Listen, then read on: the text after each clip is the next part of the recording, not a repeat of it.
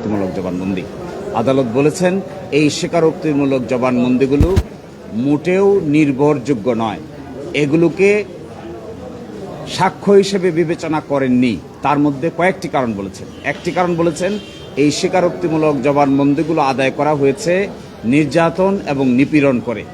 দ্বিতীয় কারণ বলেছেন যে এই স্বীকারোক্তিমূলক জবানবন্দিগুলো আদায় করার আগে কোনো ম্যাজিস্ট্রেটের আদেশে তাদেরকে পুলিশ কাস্টডিতে নেওয়া হয়নি, তাদেরকে নেওয়া হয়েছিল টিএফআই সেলে, টাস্ক ফোর্স ইন্টেলিজেন্সে, কোনো আইনি স্যাংশন করা ছাড়াই, কোনো বিচারিক আদেশ ছাড়াই।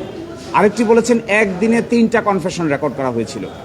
একই ম্যাজিস্ট্রেট একদিনে 3টা কনফেশন রেকর্ড করেছেন, যা প্রতিটা কনফেশন 36 পৃষ্ঠার।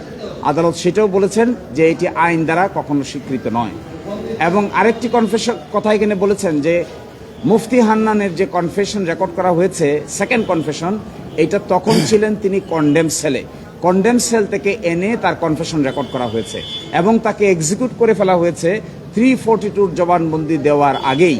সকল আসামির যখন 342 জবানবন্দি শুরুর কথা, এই সময় মুফতি হান্নানকে মৃত্যুদণ্ড কার্যকর করা হয়েছে। ফলে মুফতি হান্নানের 342 স্টেটমেন্ট এই মামলায় আসতে পারেন নাই। এবং ফাইনালি এগুলো পড়ার পরে আদালত বলেছেন, আর একটা অবজারভেশন ছিল হাইকোর্টের, যে মিনিস্ট্রি অফ হোমকে ডাইরেকশন দিয়েছিলেন যেন এটা প্রপারলি ইনভেস্টিগেট করা হয়।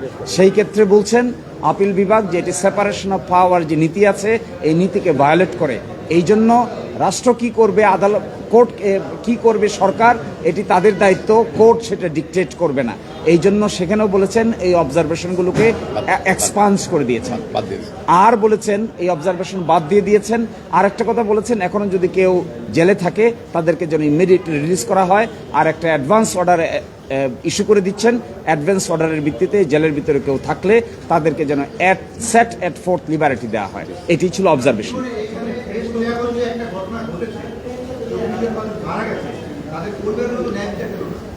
জি, এই ক্ষেত্রে আমরা যেটা বলেছি, আমি আগেও এটা বলেছিলাম একবার, যে এটি খুব দুর্ভাগ্যজনক যে এখানে একটি ঘটনা ঘটেছে।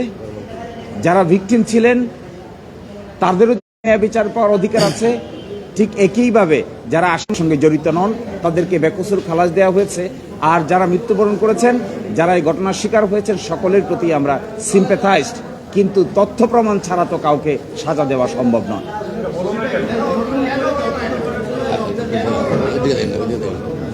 নতুন করে তদন্ত করার যে আদেশটা দিয়েছিলেন, এটা আজকে আপিল বিভাগ বললেন এটা এক্সপান্স করে দিয়েছেন। এক্সপান্স করেছেন এই জন্য যে এটা আদালতের কাজ না।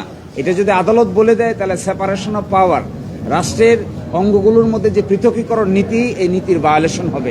এই কথা বলে সেই অংশটুকুকে এক্সপান্স করে দিয়েছেন। এখন অন্য মামলায় আছেন, আমাদের জানা মতো এই মামলায় কারাগারে কেউ নেই।